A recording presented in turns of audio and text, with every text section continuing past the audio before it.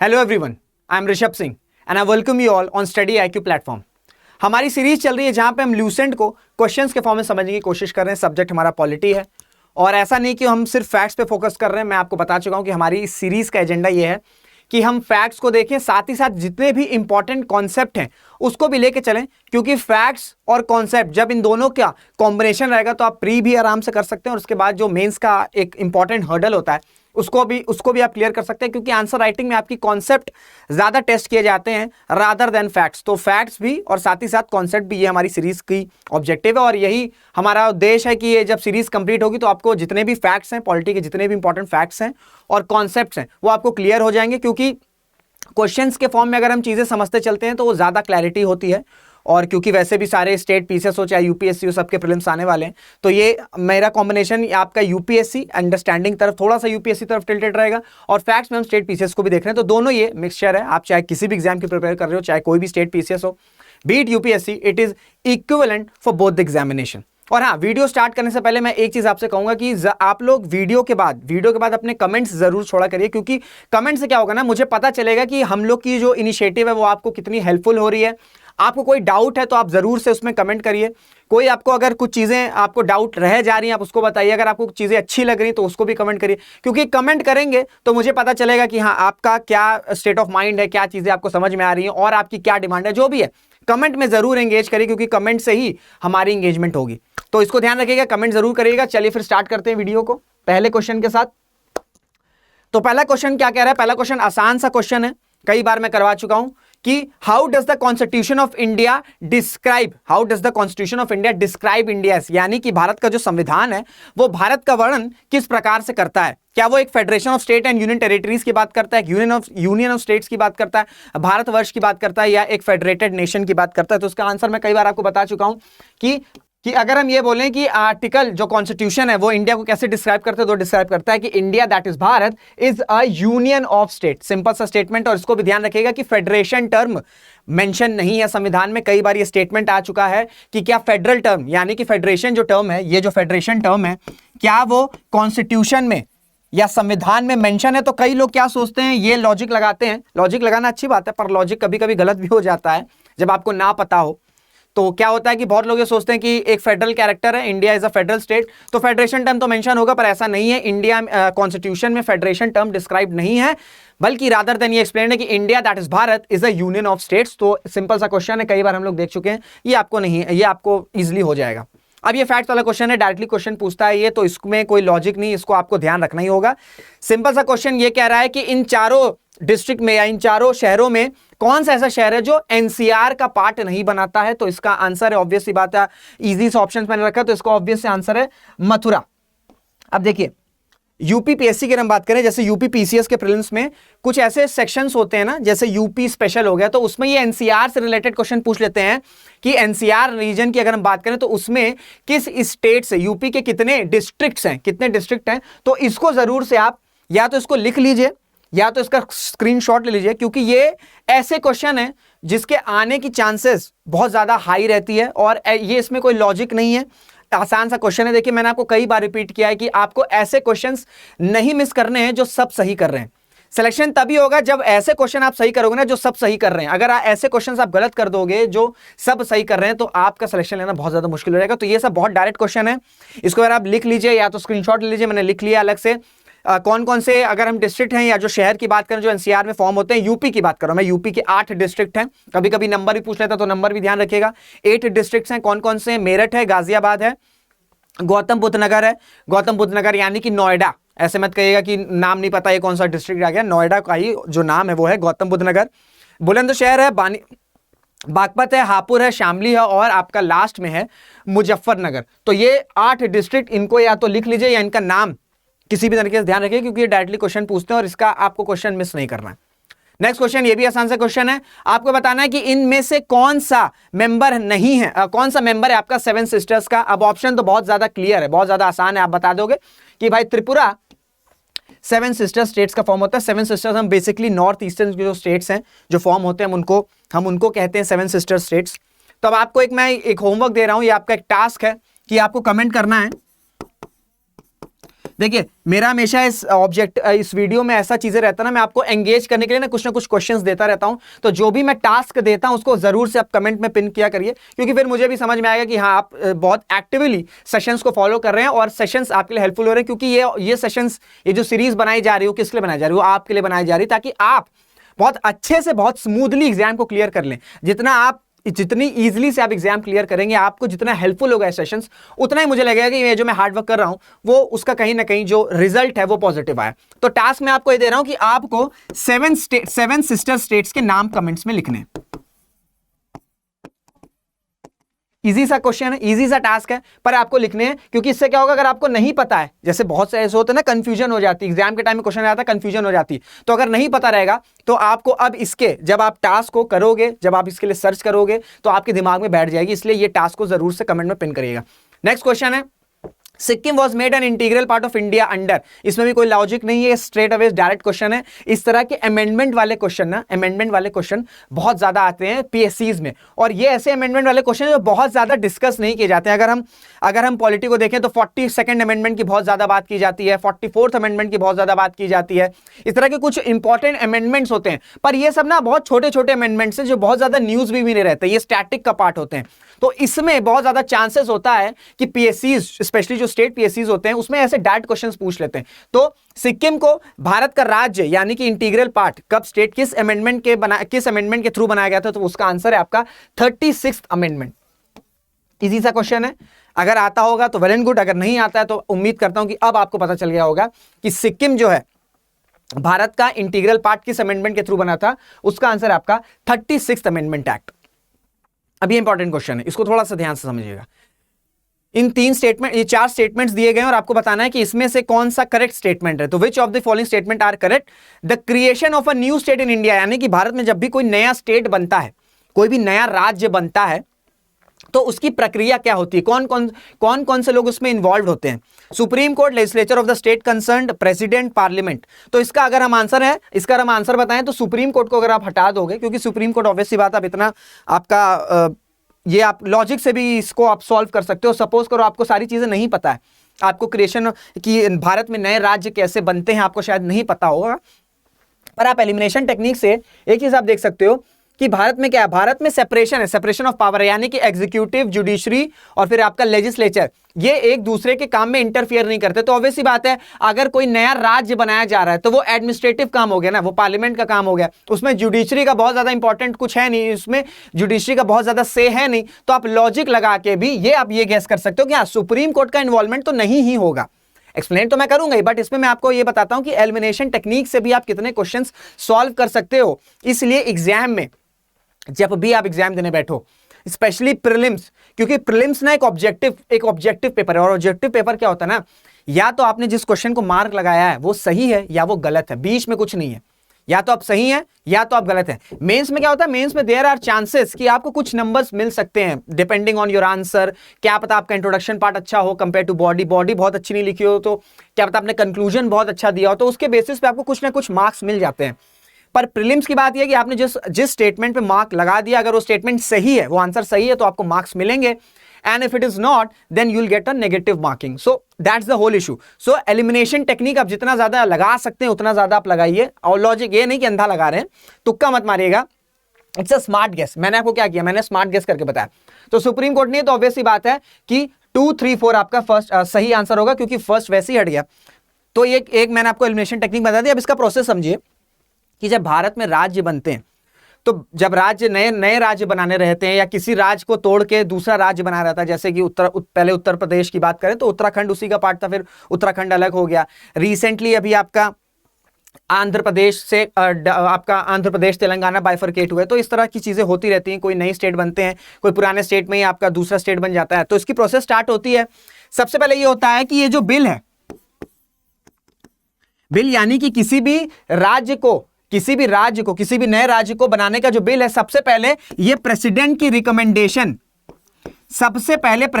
Recommendation चाहिए।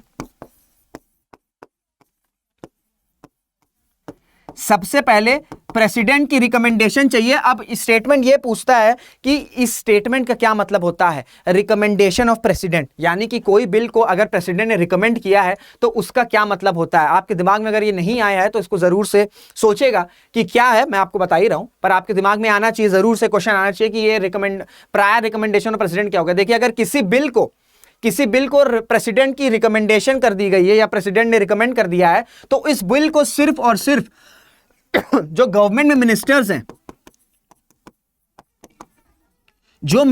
हैं वही उस बिल को प्रेजेंट कर सकते हैं। यानी कि प्राइवेट मेंबर जो सरकार में नहीं है, यानी कि जो प्राइवेट मेंबर बिल्स होते हैं ना, ऐसा नहीं होता है कि बिल, अगर हम पार्लियामेंट को समझें तो बिल को पेश करना सिर्फ ऐसा नहीं कि मिनिस्टर्स ही पेश करते हैं, बहुत सारे प्राइवेट मेंबर्स बिल भी पेश करते हैं जो सरकार में नहीं होते हैं जो सरकार में नहीं होते हैं। तो अगर प्रेसिडेंट ने किसी बिल को रिकमेंड कर दिया, यानी कि रिकमेंडेशन ऑफ प्रेसिडेंट है, तो उस बिल को सिर्फ और सिर्फ जो गवर्नमेंट मिनिस्टर्स हैं या जो एग्जीक्यूटिव हैं, जो सरकार में मंत्री हैं, वही सिर्फ उस बिल को इंट्रोड्यूस कर सकते हैं। प्राइवेट मेंबर उस बिल को इंट्रोड्यूस या उसकी पेशकश पार्लियामेंट में या किसी भी हाउस में नहीं कर सकते। इसका ये स्टेटमेंट का मतलब होता है रिकमेंडेशन ऑफ प्रेसिडेंट। उम्मीद करता हूं आपको चीजें पता चल गई होंगी, क्योंकि ये सब जो स्टेटमेंट है ना, ये सिर्फ लिख दिया जाता है बुक में, ये प्रायर रिकमेंडेशन ऑफ प्रेसिडेंट। वही मैं आपसे कई बार बोला हूं कि हमारी जो सीरीज है, ये जो सीरीज है हमारी जो चल रही है, इसमें मैं आपको जो इंपॉर्टेंट चीजें, जो एकदम होता है ना कि बहुत आपकी बहुत बिट्स एंड पीसेस में चीजें हैं, ये बहुत छोटी छोटी चीजें हैं जो कि आपको बुक्स में नहीं मिलती हैं, पर मेरी कोशिश यही कि आपको जितना जो भी इंपॉर्टेंट कॉन्सेप्ट है, चाहे वो छोटा से छोटा क्यों ना हो, वो आपको पता होना चाहिए। क्योंकि ये सारी चीजें ना आपके इंटरव्यू में, आप मेंस में जब लिखोगे और एड ऑन कुछ कर दोगे, तो आपके चांसेस बहुत ज्यादा हो जाते हैं कि कुछ एक्स्ट्रा मार्क्स आपको मिल जाए। तो ये समझ में आ गया कि क्या होता है prior recommendation of bill, prior recommendation of president. तो सबसे पहले किसी राज्य को कोई नया राज्य बनाना है, तो सबसे पहले प्रोसीजर ये है कि प्रेसिडेंट उस बिल को रिकमेंड करेंगे, प्रायर रिकमेंडेशन होगी। उसके बाद प्रेसिडेंट जो स्टेट कंसर्न्ड है, यानी कि सपोज करिए उत्तर प्रदेश से उत्तराखंड नया राज्य बनाना है, तो प्रायर रिकमेंडेशन के बाद प्रेसिडेंट ने प्रायर रिकमेंड कर दिया, उसके बाद वो जो बिल है वो जाएगा उत्तर प्रदेश की स्टेट लेजिस्लेटिव असेंबली में जाएगा। अब जो स्टेट लेजिस्लेटिव असेंबली है, उनको कुछ टाइम दिया जाएगा, कुछ बाउंड टाइम दिया जाएगा, उनको अपना व्यू बताना है पार्लियामेंट को या प्रेसिडेंट को। पर ये ध्यान रखिए, ये जो कंसर्न स्टेट लेजिस्लेटिव असेंबली है, ये जो अपनी राय बताएगी, ये पार्लियामेंट पे बाउंड नहीं है। सपोज करिए उत्तर प्रदेश ने, एग्जाम्पल के तौर पर बता रहा हूं, तो बाइफरकेट हो चुका है।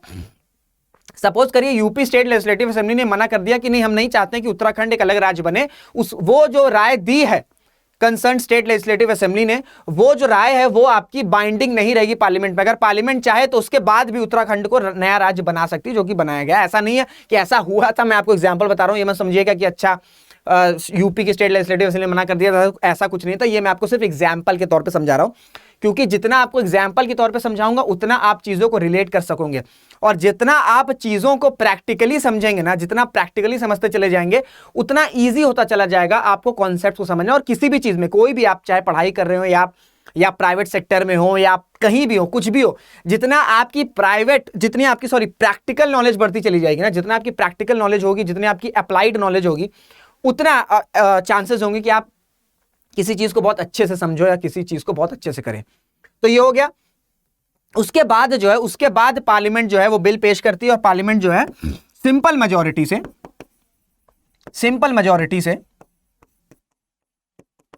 कोई भी नया राज्य बना सकती है। सिंपल मेजॉरिटी से, इसको भी ध्यान रखिए, क्योंकि ये भी पूछा जा सकता है कि किस मेजॉरिटी से पार्लियामेंट जो है वो राज्य बनाती है, नया राज्य बनाती है। तो क्या आपकी क्रोनोलॉजी है, सबसे पहले प्रेसिडेंट रिकमेंड करेगा बिल को, रिकमेंडेशन ऑफ प्रेसिडेंट क्या होता है बिल का मैंने आपको बता दिया। फिर वो बिल जाएगा कंसर्न स्टेट लेजिस्लेटिव असेंबली के पास, कुछ समय दिया जाएगा, उनसे राय ली जाएगी, वो राय जो है वो बाउंडिंग नहीं रहेगी पार्लियामेंट में। उसके बाद पार्लियामेंट जो है बिल पेश करेगा और नया राज्य बन जाएगा, और वो मेजॉरिटी क्या रहेगी, वो आपकी सिंपल मेजॉरिटी रहेगी, सिंपल मेजॉरिटी। अब थोड़ा सा और मैं आपको कॉन्सेप्ट उसमें बताऊंगा। आप सोच रहे होंगे कि जिस स्टेट से दूसरा राज्य बनाया जा रहा है, उस स्टेट की परमिशन की बाउंडेशन क्यों नहीं, मतलब उनके एडवाइस को कोई कंसीडर क्यों नहीं किया जा रहा है। देखिए, इसका रीजन ये है कि स्टेट के पास, अगर हम भारत में, अगर हम इंडिया में बात करें, इंडिया में जो स्टेट्स हैं वो भारत यूनियन से, इंडियन यूनियन से अलग नहीं हो सकते हैं। इस वजह से स्टेट की बाउंड्री, कोई भी स्टेट की बाउंड्री को अल्टर करना, चेंज करना, ठीक है, कोई नया राज्य बनाना, किसी भी राज्य का नाम बदलना, ये सारी पावर पार्लियामेंट के पास है। ये सारी पावर पार्लियामेंट के पास है। क्योंकि अगर हम इंडिया की बात करें तो इंडिया में जो यूनियन है, जो यूनियन है वो इनडिस्ट्रक्टिबल है, पर जो स्टेट है वो डिस्ट्रक्टिबल है। ठीक है, जो यूनियन है वो इनडिस्ट्रक्टिबल है, यानी कि वो नहीं टूट सकता है। स्टेट्स को भले ही बाइफरकेट किया जाता है, बाइफरकेट किया जा सकता है, डिस्ट्रक्टिबल है, क्योंकि स्टेट्स को भारत में अलाउड नहीं है कि वो इंडियन यूनियन से अलग हो जाए। ऐसा क्यों किया गया था? देखिए, ऐसा इसलिए किया गया था कि जब इंडियन कॉन्स्टिट्यूशन मेकर्स ने संविधान, कॉन्स्टिट्यूएंट असेंबली में संविधान फ्रेम किया था, तो उन्होंने जो स्टेट्स बनाने का रीजन दिया था, वो ये दिया था कि इंडिया बहुत बड़ी कंट्री है। इंडिया बहुत बड़ी कंट्री है, उसको डिफरेंट स्टेट्स में सिर्फ इसलिए बांटा जा रहा है ताकि जो एडमिनिस्ट्रेशन है वो बहुत इजीली गवर्न हो सके, क्योंकि बहुत बड़ा एरिया है, अगर सिर्फ एक सेंट्रल पावर है तो उसको गवर्न करने में मुश्किल होगा। पर वहीं अगर बहुत बड़ा एरिया उसको छोटे छोटे स्टेट्स में बांट दोगे तो जो एडमिनिस्ट्रेशन है वो बाइफरकेट होती चली जाएगी। इसलिए ये रीजन दिया गया था। ये रीजन नहीं था कि इंडियन यूनियन से अलग होकर स्टेट्स बनाए जा रहे हैं, ऐसा नहीं है। इंडियन यूनियन इनडिस्ट्रक्टिबल है, यानी कि भारत का जो एज अ इंटीग्रल पार्ट है वो नहीं टूट सकता है। जो स्टेट्स है वो डिस्ट्रक्टिबल है, उनकी बाउंड्री चेंज हो सकती है, उनकी बाउंड्री को हम चेंज कर सकते हैं, नाम चेंज कर सकते हैं, कोई नया राज्य बना सकते हैं। इस वजह से स्टेट्स के पास ये अथॉरिटी नहीं रहती है उनके, इसलिए उनकी एडवाइस को बाइंडिंग नहीं बनाया गया पार्लियामेंट में, क्योंकि रीजन ये है कि जो स्टेट है, जो भारत में राज्य हैं, उनको अलाउड नहीं है कि वो इंडियन यूनियन से अलग हो सके। समझ में आ गया क्या क्या रीजन है, क्यों ये जो बाउंडेशन है, ये जो बाइंडिंग है, यानी कि जो एडवाइस ली जा रही है, आपका जो एडवाइस ली जा रही है स्टेट लेजिस्लेटिव असेंबली से, उनकी जो एडवाइस है वो पार्लियामेंट पे बाइंडिंग नहीं है। क्लियर हो गया? यही चीज है। अब ये कहना, ये बहुत ऐसा कंसेप्ट है जो बहुत ज्यादा बुक में नहीं दिखता है। ये आपको, यही इस सीरीज की हेल्प से मैं आपको बताना चाह रहा हूं कि कंसेप्ट, जितना कंसेप्ट आपके क्लियर हो जाएंगे ना, उतना आप फैक्ट्स बहुत अच्छे से कर लोगे। तो इस पिछले वाले क्वेश्चन में हमने पूरा कंसेप्ट समझ लिया कि इशू क्या है, किस वजह से स्टेट्स को ये जो स्टेट्स की एडवाइस है वो बाइंडिंग नहीं है पार्लियामेंट में, ये रीजन है। और ये भी बता दिया कि क्या आपका ये क्या क्रोनोलॉजी क्या होती है, क्योंकि कई बार ना क्रोनोलॉजी पूछ लेता है कि पहले बिल रिकमेंड होगा, उसके बाद स्टेट लेजिस्लेटिव असेंबली के पास जाएगा, उसके बाद पार्लियामेंट बिल बनाएगा। ये क्रोनोलॉजी भी जो मैंने लिखाई है उसको भी ध्यान रखिएगा, और मेजोरिटी को भी अपने ध्यान में रखिएगा कि सिंपल मेजोरिटी से पास होता है। नेक्स्ट क्वेश्चन की तरफ, आसान सा क्वेश्चन है। The states of the Indian union can be reorganised और देयर बाउंड्रीज ऑल्टर्ड। अभी मैंने आपको बताया कि भारत में जो राज्य हैं उनकी बाउंड्रीज को रीऑर्गेनाइज कर सकते हैं, मतलब बदल सकते हैं, नया राज्य बना सकते हैं। वो किसके पास पावर है? वो आपकी पावर है यूनियन पार्लियामेंट के पास, और सिंपल मेजोरिटी से यूनियन पार्लियामेंट के पास पावर है और सिंपल मेजोरिटी से उसको वो क्रिएट कर सकते हैं। सिंपल सा क्वेश्चन था। मैंने आपको ये बताया है कि जब भी कोई मैं बहुत ज्यादा कॉन्सेप्चुअल क्वेश्चन को पुट ऑन करता हूं तो उसके कुछ नेक्स्ट क्वेश्चन जो रहते हैं ना वो मैं इजी कर देता हूं आप लोगों के लिए, क्योंकि हर चीज डिफिकल्ट नहीं होता है। मैंने आपको पहले भी बताया कि डियर जिंदगी एक मूवी है शाहरुख खान की, शाहरुख खान ने उसमें बहुत बड़ी सटली उन्होंने बोला है कि जरूरी नहीं है कि हम टफ रास्ते में चलें तभी हमें सक्सेस मिलेगी। जीवन में कभी कभी आसान चीजें भी हमें कुछ अच्छी चीजें प्रोवाइड कर सकती हैं। तो इसलिए हर चीजें हार्ड नहीं और हर चीजें इजी भी नहीं करनी है, एक मिक्स बैलेंस लेके चलना लाइफ में। क्लियर हो गया? चलिए बैक टू सेशन, क्वेश्चन पे आते हैं। अच्छा, इनमें से कौन सा पहला ऐसा राज्य जो लिंग्विस्टिक बेसिस पे फॉर्म हुआ था, यानी कि भाषा के बेसिस पे पहला राज्य भारत में कौन सा फॉर्म हुआ था? वो था आपका आंध्र प्रदेश। कौन सा था? आंध्र प्रदेश। आसान सा क्वेश्चन है, कई बार पूछा होगा, बहुत से लोगों को पता भी होगा, इसलिए बहुत ज्यादा एक्सप्लेनेशन नहीं मैं प्रोवाइड कर रहा हूं इसमें, ये चीजें आपको पता रहेगी। अब हाँ, ये सारे जो क्वेश्चंस होते हैं ये स्टेट पीएससीज के भैया फेवरेट होते हैं। ये पूछ लेता है कि कौन सा राज्य, कौन सा स्टेट किस ईयर में बना था, कैसे बना था, तो इसको बहुत ध्यान रखिएगा। तो मैं आपको लिखा दे रहा हूं कि कौन सा स्टेट किस ईयर में आया था। इसको आपने भाई या तो स्क्रीनशॉट ले लेना या तो लिख लेना, क्योंकि ऐसे क्वेश्चंस पूछते हैं। अगर हम आंध्र प्रदेश की बात करें तो इट इज फॉर्म्ड इन 1953। उसके बाद महाराष्ट्र आया था, महाराष्ट्र आपका फॉर्म हुआ था 1960 में। नागालैंड की बात करें that is in 1963 and last your Haryana that is in 1966। अब एक और मैं टास्क आपको दे रहा हूं, मल्टीपल टास्क आपको मैं सेशन में दे रहा हूं, थोड़ा सा आपकी वो चीजें बढ़ा रहा हूं, पर ठीक है कोई दिक्कत नहीं। आपको बताना है कि महाराष्ट्र किस स्टेट से हुआ, हरियाणा किस स्टेट से कब आउट होके बना, ये सारी चीजें आपको बतानी है।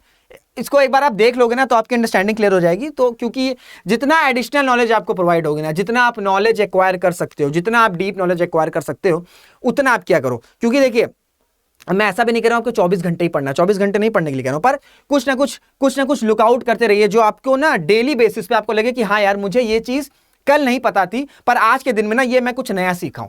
तो जितने हर दिन आप कुछ नया सीखते चले जाओगे, कुछ नई पर्सनैलिटीज के बारे में जानते चले जाओगे, कुछ नया नॉलेज एक्वायर करते चले जाओगे, उतना आपको लगेगा कि मेरा जो दिन है ना वो प्रोडक्टिव है। कि प्रोडक्टिव कैसे होता है? प्रोडक्टिव तब होता है जब आप पढ़ रहे हो, आप कुछ सीख रहे हो, कुछ सीख के इंप्लीमेंट कर रहे हो, तो एक ये पॉजिटिव साइकिल है। जितना इस पॉजिटिव साइकिल में रहोगे उतना आपको अच्छा लगेगा, और जितना आपको अच्छा लगेगा पॉजिटिव एनर्जी आएगी आपके अंदर से ना, उतना आपको लगेगा कि हाँ यार एग्जाम को मैं क्वालिफाई कर लूंगा। क्योंकि और अगर आप इस साइकिल में नहीं रहोगे तो ये एग्जाम के दिन, एग्जाम से कुछ टाइम पहले टेंशन रहेगी और अजीब सा डिप्रेशन होने लगता है, लोगों को एंजाइटी होने लगती है यार कि इतना सारा पढ़े हैं, चीजें भूल रहे हैं। तो हमेशा पॉजिटिव स्टेट ऑफ माइंड में रहिए, चीजें सीखती रहिए, जो भी चीज सीख रहे हैं कुछ नया सीखने की कोशिश करिए, नॉलेज एक्वायर करते रहिए। तो क्या कौन कौन सा ईयर है? आंध्र प्रदेश आपका 1953, महाराष्ट्र आपका 1960, Nagaland is your in 1963 and last Haryana that formed in 1966। Clear हो गया? इसको या तो भाई स्क्रीनशॉट ले लेना या तो समझ लेना। ये भी मैं बता चुका हूं, the power to carve out a new state, ये किसके पास है? सीधी सी बात है, पार्लियामेंट के पास है। कोई भी राज्य से नया राज्य बनाना है तो वो पावर किसके पास है? वो आपका पार्लियामेंट के पास है। अब ये इंपॉर्टेंट क्वेश्चन है, इसमें कुछ कंसेप्ट आपको बताऊंगा, इसको ध्यान से सुनना। आपको 3 स्टेटमेंट दिया गया, बताना है तीनों में से कौन सा स्टेटमेंट सही है, कौन सा स्टेटमेंट सही है। तो पहले पढ़ते हैं, the term union of state has been used in the constitution because Indian states have no right to secede. यानी कि भारत के संविधान में यूनियन ऑफ स्टेट्स इस वजह से दिया गया है, इस वजह से ये टर्म मेंशन है यूनियन ऑफ स्टेट, क्योंकि राज्यों को अलग होने का राइट नहीं है। यानी कि जितने भी राज्य हैं वो इंडियन यूनियन से अलग नहीं हो सकते। मैं आपको बताया है कि जो इंडियन यूनियन है वो एक इनडिस्ट्रक्टिबल यूनियन है और जो स्टेट्स हैं वो आपके डिस्ट्रक्टिबल स्टेट्स हैं। क्लियर हो गया? ये स्टेटमेंट तो सही है। Second statement, SK Dhar commission preferred reorganisation of states on administrative convenience rather than on linguistic basis. यानी कि ये स्टेटमेंट ये कह रहा है कि जो एसके धर कमीशन है, एसके धर जो कमीशन है, उन्होंने ये बोला था कि जो राज्य फॉर्म होंगे, जो राज्य बनेंगे वो भाषा के आधार पर नहीं बनेंगे, वो एडमिनिस्ट्रेशन के आधार पर बनेंगे। तो ये स्टेटमेंट भी सही है आपका। और अगर हम तीसरे स्टेटमेंट की बात करें तो कांग्रेस कमेटी बनाई गई थी जिसमें आपके पंडित नेहरू जी थे, सरदार पटेल जी थे और आपके पटाभी सीतारामैया थे। इन 3 की कमेटी बनी थी जिसे पीवीपी कमेटी या पीवीपी कमीशन भी कहते हैं, आपने सुना होगा। तो इन्होंने ये फेवर में नहीं थे कि जो राज्य बनेंगे वो आपके भाषा के आधार पर बनेंगे। तो ये स्टेटमेंट भी पूरी तरीके से सही है। यानी कि जितने 3 स्टेटमेंट हैं ये तीनों सही हैं। अब ये स्टेटमेंट आपको पता चल गया। इसमें फैक्ट देखिए, फैक्ट इसमें क्या है? फैक्ट इसमें यह है कि एसके धर कमीशन की अगर बात करें तो ये आपका एडमिनिस्ट्रेशन के फॉर्म पे चाहते थे कि राज्य बने। और अगर हम आपका पीवीपी कमेटी की बात करें तो वो ये चाहते थे कि जो राज्य बन रहे हैं वो भी आपके एडमिनिस्ट्रेशन के आधार पर बने। तो ये फैक्ट हो गया, ये इसको मैं एक्सप्लेन कर चुका हूं। अब ये समझिए कि इन सारी कमीशंस को बनाने की क्या जरूरत पड़ी थी। आपके दिमाग में आओगा ना कि क्यों एसके धर कमीशन बनाया गया या क्यों आपका ये कांग्रेस कमेटी बनाई गई, क्या रीजन क्या था? देखिए, जैसे कि मैंने आपको बताया कि जब कॉन्स्टिट्यूशन फॉर्म हुआ और यह बोला गया कि राज्य बनाए जाएंगे, राज्य बनाने का सिंपल रीजन यही था कि इंडियन यूनियन जो है वो बहुत बड़ा है, बहुत बड़ा एरिया है और बहुत बड़े एरिया को गवर्न करना एक जगह से बहुत ज्यादा दिक्कत हो जाएगी। इस वजह से कई सारे स्टेट्स बनाए जाएंगे। अब जब ये जो आपका प्रस्ताव आया कि स्टेट्स बनाए जाएंगे, अब उसके बाद ये चर्चा शुरू हुई कि जो राज्य बनेंगे भारत में, जो राज्य बनेंगे वो किस आधार पर बनेंगे? क्या वो भाषा के आधार पर बनेंगे या वो एडमिनिस्ट्रेशन के आधार पर बनेंगे? अब हुआ क्या कि भाषा के आधार पे जो राज्य बनने का प्रस्ताव था वो बहुत से लोगों को, जो संविधान में थे या जो कॉन्स्टिट्यूशन मेकर्स थे, वो उनको पसंद नहीं था। क्योंकि जैसे हमें आजादी मिली थी उस वक्त सबको पता है कि बंटवारा हुआ था, कम्युनल डिसहार्मोनी थी भारत में और बहुत ज्यादा कम्युनल राइट्स हुए थे। तो कॉन्स्टिट्यूशन मेकर्स को लगा कि अगर हम राज्यों को भाषा के स्तर पे या कि भाषा के बेसिस पे अगर हम बनाएंगे, यानी कि लिंग्विस्टिक बेसिस पे बनाएंगे, तो ये जो डिसहार्मोनी चल रही ना ये चलती चली जाएगी और एक नया डिवाइड आ जाएगा और वो रीजनल डिवाइड हो जाएगा।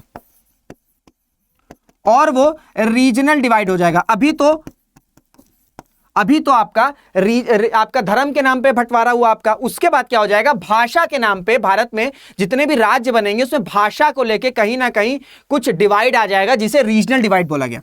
तो रीजनल डिवाइड ना हो, ठीक है, रीजनल डिवाइड ना हो, इस वजह से ये बोला गया कि जो राज्य बनेंगे ना वो सिर्फ और सिर्फ एडमिनिस्ट्रेशन के कन्वीनियंस के हिसाब से बनेंगे, क्योंकि स्टेट्स को, राज्यों को बनाने का ऑब्जेक्टिव क्या है? राज्यों को बनाने का ऑब्जेक्टिव ये है, राज्यों को बनाने का ऑब्जेक्टिव ये है कि इंडियन यूनियन की जो एडमिनिस्ट्रेशन है वो इजी हो सके, गवर्नेंस इजी हो सके। इस वजह से स्टार्टिंग में ये बोला गया कि जो आपका राज्य बनेंगे वो आपके एडमिनिस्ट्रेशन के फॉर्म में बनेंगे। पर 1950s आते आते अगर हम 1950s की बात करें, यानी कि जब 50 का दशक स्टार्ट हुआ, तो बहुत से जगहों में, स्पेशली इन सदर्न इंडिया, बहुत ज्यादा प्रोटेस्ट होने स्टार्ट हो गए कि जो राज्य बने, जो स्टेट्स बने, वो आपके लिंग्विस्टिक बेसिस पे बने, वो लिंग्विस्टिक बेसिस बने। तो इस वजह से कई सारी कमिटीज फॉर्म की गई, चाहे एसके धर कमेटी हो, फिर आपकी ये कांग्रेस कमेटी और सारी कमिटीज हैं, इस वजह से फॉर्म हुई। उनको इस कमेटी को ये टास्क दिया गया कि आप कमेटी एक रिपोर्ट प्रिपेयर करिए और इस रिपोर्ट में बताइए कि क्या भाषा के आधार पर राज्यों को बनाना चाहिए या आपका एडमिनिस्ट्रेशन के आधार पर राज्यों को बनाया जाना चाहिए। तो इसके अकॉर्डिंग दोनों कमेटी, अगर हम एसके धर कमेटी की बात करें या पीवीपी कमेटी की बात करें, आपका नेहरू जी जिसमें थे, पटेल जी जिसमें थे, आपका सीतारामैया जी जिसमें थे, इन दोनों कमेटी ने लैंग्वेज के बेसिस पे राज्यों को बनाने के लिए मना कर दिया था। पर जैसे जैसे प्रोटेस्ट बढ़ते चले गए, बाद में पहला राज्य बना था आपका आंध्र प्रदेश। पहला आपका आंध्र आपका पहला लिंग्विस्टिक स्टेट बना था आपका 1953 में।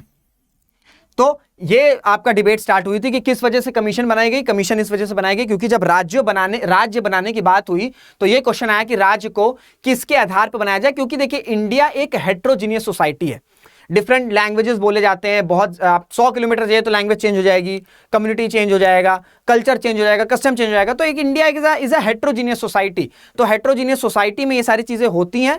लैंग्वेज का देखिए, अब ऐसे नहीं बोला गया कि ये जो स्टेट बना दिया गया कि लिंग्विस्टिक बेसिस पे उसमें सिर्फ इसी लैंग्वेज के लोग ही रहेंगे, ऐसा नहीं था। साउथ के स्टेट, साउथ के लोग नॉर्थ में आ सकते हैं, नॉर्थ के लोग साउथ में जाते हैं। ये जितना इंटीग्रेट होगा, नॉर्थ साउथ ईस्ट वेस्ट जितना इंटीग्रेट होगा उतना India as a union strong होता चलेगा। क्योंकि देखिए इंडिया एज अ यूनियन को स्ट्रांग होना है ना, तो ये जितनी भी रीजनल डिवाइड है या जितने भी रीजनल इश्यूज है उनको रिजॉल्व करना होगा, उनको सॉल्व करना होगा। ये बहुत ही पिटी इश्यूज है, इसमें फंसने नहीं है, इसमें हमें फंसना नहीं है। इंडिया को हमें अगर विश्व गुरु बनाना है तो दो चीजें हैं, एक तो इंटरनली हमें स्ट्रांग होना है। इंटरनली हम कैसे स्ट्रांग होंगे? इंटरनली हम ऐसे स्ट्रांग होंगे कि जितनी भी डिवाइड्स हैं उनको रिजॉल्व करें, जितनी भी ये थोड़ा बहुत जो डिसहार्मनी आती है उसको रिजॉल्व करें, कम्युनल हार्मोनी हो, रीजनल जो डिवाइड है उसको पूरी तरीके से खत्म हो, रीजनल इंटीग्रेशन हो, नॉर्थ के लोग साउथ में आए, साउथ के लोग साउथ नॉर्थ में जाएं, ईस्ट के लोग वेस्ट में जाएं, वेस्ट के लिए पूरा इंटीग्रेशन हो। और दूसरे सबसे इंपॉर्टेंट चीज है कि जो इकोनॉमी है, इंडिया को इकोनॉमी में सुपर पावर बनना पड़ेगा। जब तक इकोनॉमी में भारत जो है वो सुपर पावर नहीं बनेगा, इंडिया को ग्लोबल सुपर पावर बनने में कहीं ना कहीं दिक्कतें आती जाएंगी। तो ये दो चीज बहुत ज्यादा इंपॉर्टेंट है। एक तो इंडिया को अपनी इकोनॉमी पे बहुत ज्यादा काम करना है, बहुत तेजी से ग्रो करना, जो कि काम हो रहा है, पर और जितना ज्यादा ग्रो होता चला जाएगा उतना भारत के लिए अच्छा है। मैन्युफैक्चरिंग में भी बहुत ज्यादा काम उधर बचा हुआ है, मैन्युफैक्चरिंग में बहुत ज्यादा काम करना है।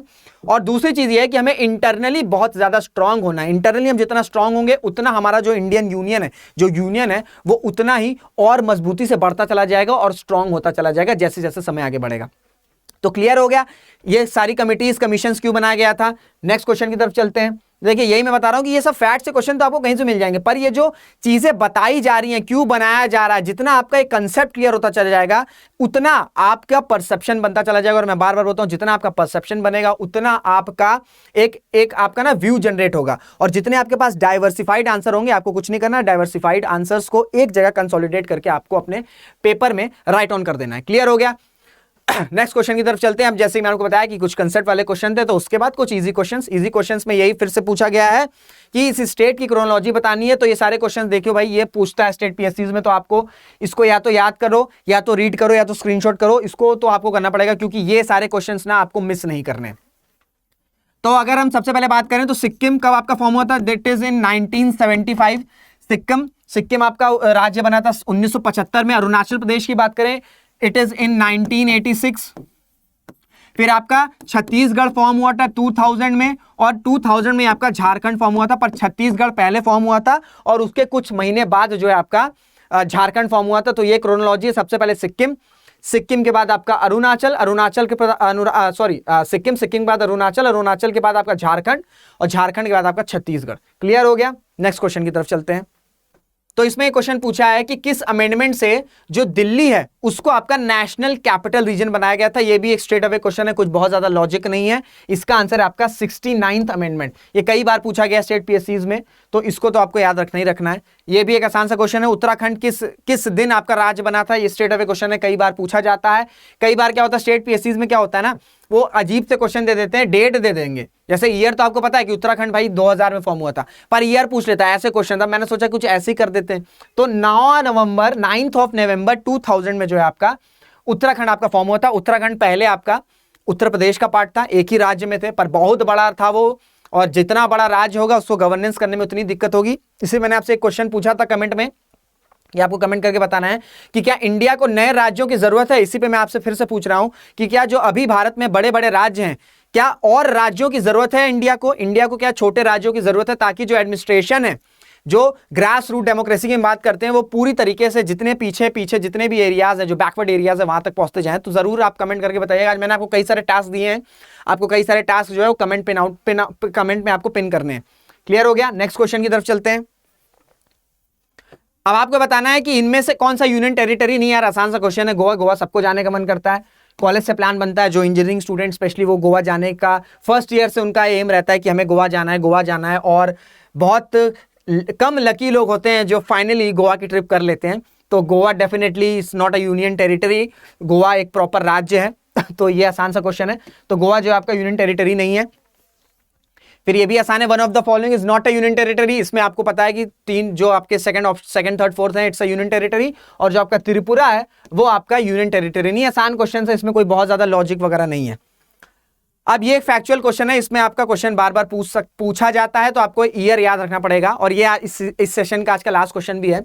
The master plan of NCR national capital region was approved in, किस साल में अप्रूव्ड हुआ था? That year was the year was 1962।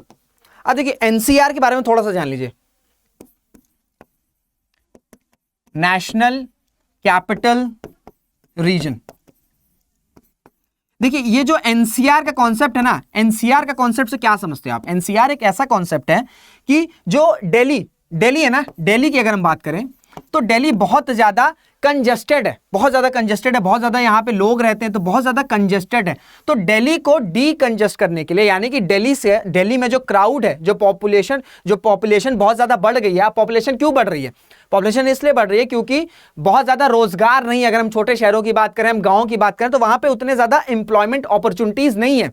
तो जो यूथ होता है उसको आना पड़ता है, उसको कहाँ आना पड़ता है? उसको दिल्ली आना पड़ता है, क्योंकि यहां पे एम्प्लॉयमेंट की अपॉर्चुनिटीज है, यहां पे आपकी एम्प्लॉयमेंट की अपॉर्चुनिटीज है। तो इस वजह से दिल्ली को डीकंजेशन करने के लिए, यहां की जो पॉपुलेशन को कम करने के लिए एक एनसीआर प्लान बनाया गया, नेशनल कैपिटल रीजन। उसमें यह था, यानी कि अगर हम बात करें दिल्ली के इन एंड अराउंड, यानी कि ये दिल्ली है आपका, और इसके इन एंड अराउंड आपका कई सारी ऐसे शहर या डिस्ट्रिक्ट बनाए जाएंगे, या आपके स्टेशंस बनाए जाएंगे, जहां पे जो लोग हैं, जो दिल्ली में लोग रह रहे हैं, जो बाहर से दिल्ली से लोग आए हैं, वो जो हैं वो निकल के दूसरे जो स्टेशन से वहां जा सके। और यहां पे ये सारी चीजें होंगी। मैं स्टेशन मतलब ये आपकी सिटीज की मैं बात कर रहा हूं। तो ये सिटी 1 हो गया, ये सिटी 2 हो गया, ये सिटी 3 हो गया, सिटी 4 हो गया, इस तरह बहुत सारी सिटीज होंगे। तो दिल्ली एक कोर सिटी रहेगी और उसके आसपास कई सारी ऐसी सिटीज बनाई जाएंगी, स्मार्ट सिटीज या एनसीआर सिटीज, जहां पे सारी इंप्लॉयमेंट अपॉर्चुनिटीज रहेंगी। सारी इंप्लॉयमेंट अपॉर्चुनिटीज या जो भी बेसिक नीड होती है, जो एक बेसिक नीड चाहिए शहर में लोगों को चाहिए, हाउस होगा, घर होगा, ठीक है, प्रॉपर रेसिडेंशियल सोसाइटीज होगी। तो इससे क्या होगा कि दिल्ली में डीकंजेशन होगा और लोग जो हैं, और लोगों को भी ना बहुत ज्यादा दूर से दिल्ली नहीं आना पड़ेगा। जब दिल्ली के आसपास कई जगह शहर अगर फॉर्म हो जाएंगे, तो उससे क्या होगा, जो इंप्लॉयमेंट अपॉर्चुनिटीज है वो दिल्ली के अलावा और जगहों पे भी मिलेगी। तो इस वजह से दिल्ली के साथ एक तो डीकंजेशन होगा, यानी कि यहाँ पे भीड़ कम होगी। उसके अलावा क्या होगा कि नए जो बहुत दूर से लोग दिल्ली आ रहे हैं ना, उनको इतना दूर नहीं आना पड़ेगा। ये सब जो सिटीज नई फॉर्म होंगी दिल्ली के इन अराउंड, वहां पे लोग सेटल हो सकते हैं। तो ये आपका एक ऑब्जेक्टिव था अगर हम नेशनल कैपिटल रीजन की बात करें। क्योंकि अगर हम अभी बात करें, 7-8 मेट्रो सिटीज हैं इंडिया में, आपके पास 7-8 मेट्रो सिटीज हैं जिसमें लोग इंप्लॉयमेंट करने जाते हैं। आपका दिल्ली हो गया, बैंगलोर हो गया, मुंबई हो गया, चेन्नई हो गया, फिर आपका हैदराबाद हो गया, ये कुछ 6-7-8 सिटीज हैं। अहमदाबाद कुछ एक्सटेंट तक ले लो तो 7-8 सिटीज है जिसमें आपकी पूरी जो अर्बन एम्प्लॉयमेंट है वो आपकी कहीं ना कहीं वो सिचुएटेड है। तो इससे क्या होता है, ये जो मेट्रो सिटीज है ना बहुत ज्यादा ओवर पॉपुलेटेड हो जा रही है। जब ओवर पॉपुलेटेड हो जाएंगी तो उससे क्या होगा, जब ओवर पॉपुलेटेड हो जाएंगी तो उसका इशू ये होगा कि पानी की समस्याएं होंगी, अर्बनाइजेशन बढ़ने लगेगा। जब अर्बनाइजेशन बढ़ने लगेगा तो ग्राउंड वाटर पे बहुत ज्यादा स्ट्रेस आएगा। इस वजह से आप देखते हैं कि अर्बन फ्लडिंग एक टर्म है। अर्बन फ्लडिंग एक टर्म है। ये जब भी आप देखेंगे कि बड़े बड़े शहरों में, चाहे गुड़गांव की बात करें, दिल्ली की बात करें, बैंगलोर की बात करें, भी लास्ट ईयर देखेंगे बैंगलोर में कितना बड़ा फ्लड आया था, कितनी ज्यादा अर्बन फ्लडिंग हुई थी। ऐसा नहीं कि बहुत ज्यादा बारिश हो जा रही है उस वजह से फ्लड्स आ जा रहे, नहीं, नॉर्मल बारिश हो रही है, पर जो ग्राउंड वाटर है या जो आपके जो पाइप्स हैं, जो सीवेज पाइप्स हैं, वो लॉक्ड हो जाते हैं क्योंकि इतना ज्यादा प्रेशर पड़ता है, इतना ज्यादा प्रेशर, क्योंकि जैसे जैसे लोग आएंगे, पॉपुलेशन बढ़ेगी, वैसे वैसे ग्राउंड वाटर पे स्ट्रेस आएगा। तो इस वजह से पानी जो है ना वो लॉक्ड हो जाता है और अर्बन फ्लडिंग की समस्याएं शुरू हो जा रही। तो इस वजह से ये एनसीआर का जो कंसेप्ट है इसे इंप्लीमेंट करना बहुत ज्यादा जरूरी, जो कि इंप्लीमेंट हुआ भी है। दिल्ली के अराउंड बहुत सारी सिटीज जो है, नोएडा की बात करें, गुड़गांव की बात करें, फरीदाबाद की बात करें, गाजियाबाद की बात करें, तो इस तरह कई सारी सिटीज बनी है। पर हमें और स्मार्ट सिटीज बनाने की जरूरत है और ऐसे ऐसे स्टेट्स में, ऐसे ऐसे राज्यों में जरूरत है जहां पे बहुत ही कम, एक या दुक्का एक हो या मैक्सिमम 2 ऐसी सिटीज हो जो आपकी एम्प्लॉयमेंट अट्रैक्ट करती हैं। तो ये बहुत ज्यादा इंपॉर्टेंट है, ये आपका गवर्नेंस के लिए बहुत ज्यादा इंपॉर्टेंट है कि जितनी ज्यादा स्मार्ट सिटीज आए। और स्मार्ट सिटीज का मतलब ये नहीं कि बहुत सारी चीज उसमें हाई फाई हो, इंटरनेट ऑफ थिंग्स हो, आर्टिफिशियल इंटेलिजेंस हो, मास्टर लर्निंग, ऐसा नहीं है। स्मार्ट सिटीज का सिंपल मतलब ये है कि वहां पे एक एम्प्लॉयमेंट जनरेशन की अपॉर्चुनिटीज हो, एक प्रॉपर हाउसिंग सोसाइटी हो, पानी साफ आ रहा हो, रोड्स अच्छी हो, बिल्डिंग्स अच्छी हो। वहां जब ये सारी चीजें बनती चली जाएंगी तो अपने आप ही जो डी कंजेशन है वो होता चला जाएगा। तो ये था आपका एनसीआर बनाने का ऑब्जेक्टिव। क्या था एनसीआर बनाने का ऑब्जेक्टिव? यही था कि दिल्ली को डी कंजेंशेट करना है और यही ऑब्जेक्टिव पे आपका स्मार्ट सिटीज भी बनाया गया है। स्मार्ट सिटीज का नाम सुनेंगे, स्मार्ट सिटीज इसलिए बनाया गया है ताकि जो छोटे छोटे राज्य हैं, जो छोटे छोटे शहर हैं, उनको स्मार्ट सिटीज बनाया जाए ताकि वहां की जो लोकल यूथ है वो वहीं पर रह के काम धंधा करे, उनको वहां पे एम्प्लॉयमेंट अपॉर्चुनिटीज मिल जाए ताकि उन्हें अपना घर छोड़ के कहीं दूसरे शहर में ना जाना पड़े। क्योंकि जब आप घर छोड़ के किसी और शहर में जाते हो तो वहां पे काफी ज्यादा समस्याएं रहती हैं और वो सब आप रिलेट कर सकते हो कि जो भी समय वीडियो देख रहा होगा, जो अपना घर छोड़ के कहीं बाहर रह रहा है, वो दिक्कतें आती हैं। अपने घर में अपना घर होता है। तो ये था आपका आज का सेशन। उम्मीद करता हूं कि आपको सारी चीजें समझ में आएंगी और जो मैंने टास्क बोला है वो आप जरूर से कमेंट में पिन करिएगा। और मैंने आपको स्टार्टिंग में बोला था कि जितना आप कमेंट करोगे, जितना आप एंगेज होगे इस सेशन में, उतना मुझे पता चलता जाएगा कि आपके लिए जो सेशन है वो कितने यूजफुल हो रहे हैं और आपको और क्या चाहिए। जो भी आपका डिमांड है आप कमेंट में कर सकते हो। उम्मीद कर रहा हूं कि आप कमेंट करेंगे। आपसे मुलाकात करेंगे इस सीरीज के नेक्स्ट वीडियो में। तब तक ना ध्यान रखिएगा, मेहनत करते रहिएगा, खुश रहिएगा। धन्यवाद। जय हिंद, जय भारत।